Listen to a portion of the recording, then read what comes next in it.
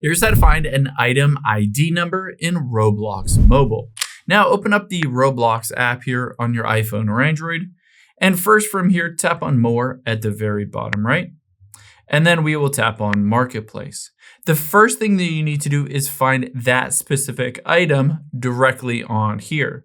So let's say this puffy jacket. This is what I wanted to see that ID number for.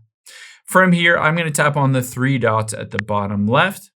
And then I'm going to hit favorite, or I can go to the V details page. So I go to the full page for this white puffer jacket, tap on those three dots, and then I'm going to favorite it.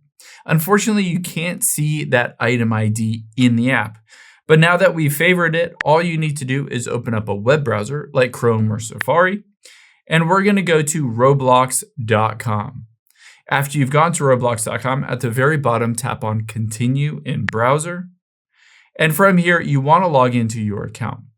Now, from here, you can either just go to Marketplace and find that specific item by searching for it, but we've saved it so we can tap on the three lines at the top left and then tap on Profile.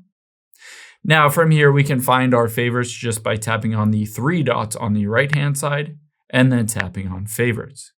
Now, this will default usually to Places, but for this, we want to go down and we want to find that specific item. So it was in tops and it was a jacket. So there it is. There is that jacket.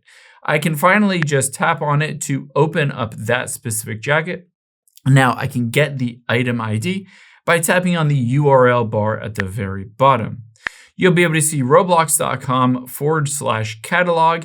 And then after that, there is a string of numbers. All you need to do is hit copy. And then you can just paste that URL, the entire URL or part of it in there. And of course, you can remove that last part of it and just have that string of numbers. And that is the item ID.